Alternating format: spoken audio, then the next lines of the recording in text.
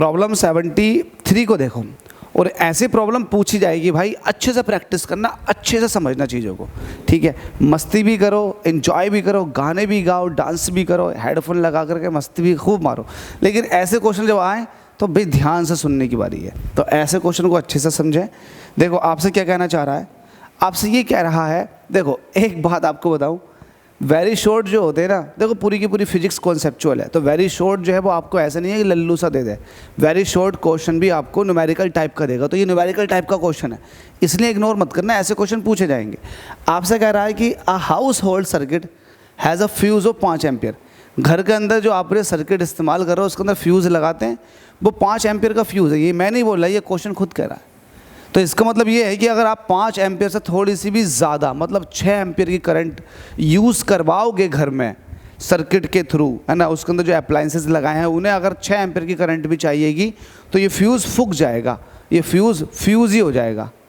ये बात तो क्लियर है। एक बार फिर से कहना चाहूँगा इसी बात को कि घर के अंदर अगर 6 एम्पियर, 8 एम्पियर, 10 एम्पियर, 20 एम्पियर की करंट चाहिए और आपने 5 एम्पियर का फ्यूज़ लगा दे, तो भाई ये ऑब्वियसली फ्यूज़ फूकना ही है, फ्यूज़ फूक जाएगा, क्योंकि जो डिमांड करंट है ना वो 5 एम्पियर से ज़्यादा है, तो ये फूक जाएगा। अगर आपने 5 एम्पियर का फ्यूज़ लगा रखा तो अंदर आपको 5 एम्पियर से कम का लोड डालना है ताकि आपका फ्यूज़ ये उड़ नहीं जाए, ख़राब नहीं हो जाए, ठीक है। तो आपको इस क्वेश्चन में क्या कहा गया है कि आपने 5 एम्पियर का फ्यूज़ लगा दिया। अब एक बल्ब है, आपसे कह रहा है एक बल्ब है जिसके ऊपर ये लिखा हुआ है 60 वाट का एक बल्ब है। तो आपसे ये पूछ रहा है कि 60 वाट के कितने बल्ब जलाए जा सकते हैं एक साथ। अब आप ये देख लो ना कि एक 60 वाट का बल्ब कितना करंट ले रहा है। अगर आपको एक बल्ब का करंट मिल गया तो आप 5 एम्पियर के हिसाब से आप बता सकते हैं कि कितने बल्ब इस्तेमाल करेंगे। तो आप देख लो कि करंट कितनी चाहिए, यहाँ पर लिखोगे आंसर या फिर solution. Current needs to 1 bulb, एक बल्ब को कितनी करंट चाहिए, तो आपको एक फॉर्मूला याद होगा, P = VI होता, तो करंट हो जाएगा पावर अपॉन वोल्टेज। तो बताओ पावर कितनी है, 60 वाट है, वोल्टेज कितनी चाहिए, 220। 1 0 से 1 0 कट गया, 2 से काटेंगे 2 3 6, 2 से काटेंगे तो ये 11 बार कट जाएगा, ठीक है। इसका मतलब ये हुआ कि एक बल्ब को इतना करंट चाहिए। अब टोटल आपके पास 5 है, 5 एम्पियर टोटल है, एक बल्ब को इतनी करंट चाहिए, तो ऐसे से कितने बल्ब लगाने पड़ेंगे। तो आप लिखेंगे let's say n bulbs will be needed, ठीक है।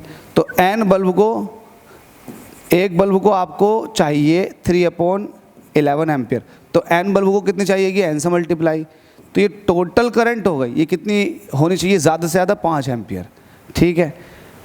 अकॉर्डिंग टू द क्वेश्चन एक बल्ब जो ले रहा है वो 3/11 एम्पियर ले रहा है, तो n बल्ब लेंगे, कितनी लेंगे, total 5 ampere current. n bulb जो है कितनी एम्पियर करंट लेने हैं, 5 एम्पियर, वो n की वैल्यू चाहिए, ठीक है। तो n निकालेंगे तो n = कितना हो जाएगा, जल्दी से बताएंगे, 5 की 11 से मल्टीप्लाई और 3 डिवाइड में, तो ये हो जाएगा 11 पंजे 55/3।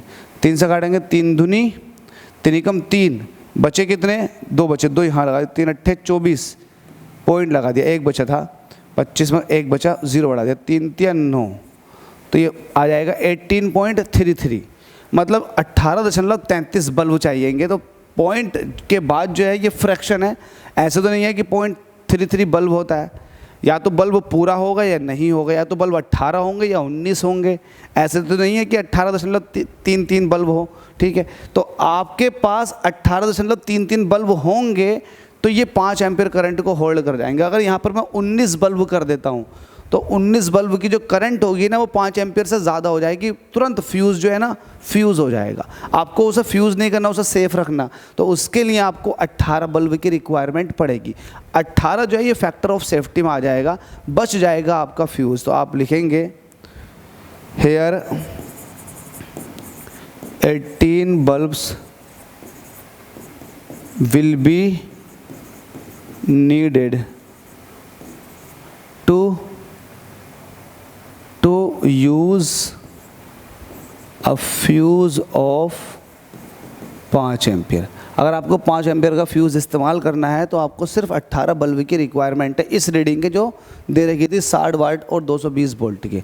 ठीक है, समझ में आ गया होगा। इस तरह के क्वेश्चन आपके लिए बहुत खास हैं। Thank you so much.